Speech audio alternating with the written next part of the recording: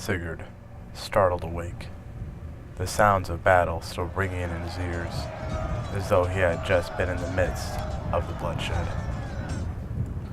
Exhausted, he lay on the bank of a road, the trees on both sides obscured by a light mist illuminated by moonlight. He tried to sit up, only to have his back explode in pain. For a moment, he rubbed the sore muscles and kidneys, and then he struggled to his knees. Blinking, he wondered where he was and how he had gotten there. The road did not look familiar at all, and there were no visible landmarks. He scratched his head, trying to think, and winced for a moment when his fingernails ran over a tender spot.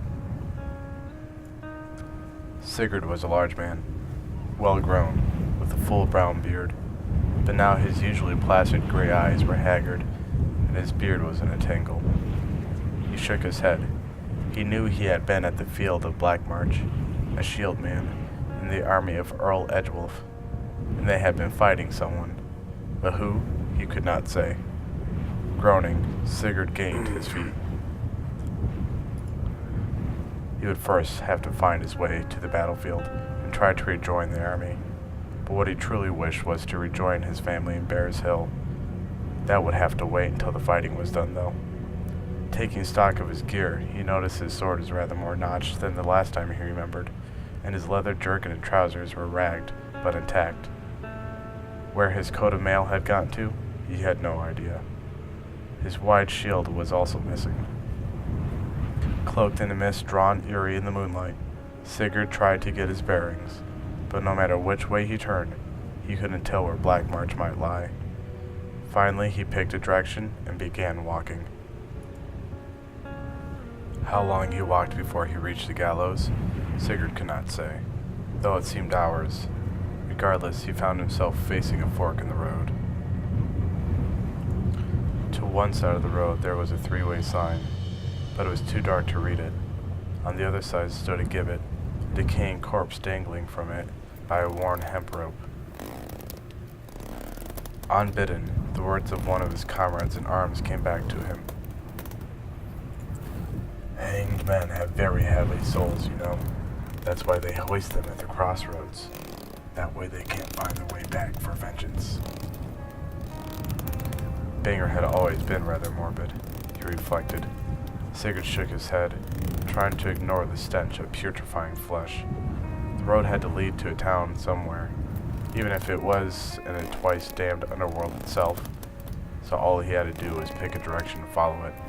He looked up at the corpse and smiled. I don't suppose you know the way back to Black March. The corpse's rotting head turned and glared at him. Sigurd leapt back in shock, drawing his sword and staring at the gibbet.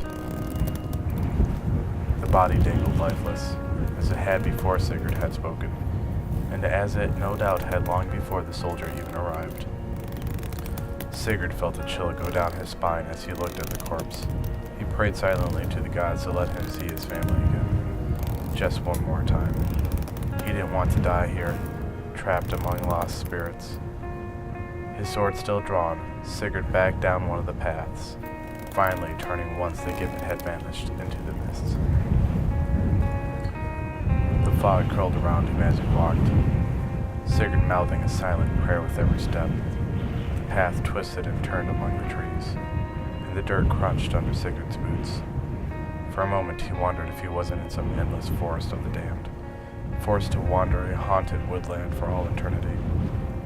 He shook his head. If he was to find his way out, he would have to stop thinking like that. Faint shapes appeared in the mist ahead of him, and for a moment Sigurd could make out a horse and a rider standing under a large oak tree. He blinked hard, but the figure remained. He pursed his lips. Whatever it wasn't a figment of his imagination, though it did seem ghostly. As he walked forward, he saw another figure appear in the mist. The newcomer drew a blade, and before Sigurd had a chance to shout a warning, plunged it into the rider. Sigurd rushed forward, his sword at the ready, praying he would not have to fight. He Yet as he ran, the two figures faded into the swirling fog. Finally, he stood under the oak, but not even a footprint suggested that anybody else had been there that night. If this keeps up much longer, I'll go mad. I might even start talking to myself.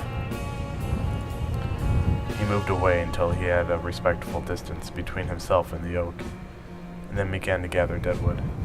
After a bit of work, he reclined under an ancient elm, watching the fires dance on his small fire until he drifted to sleep.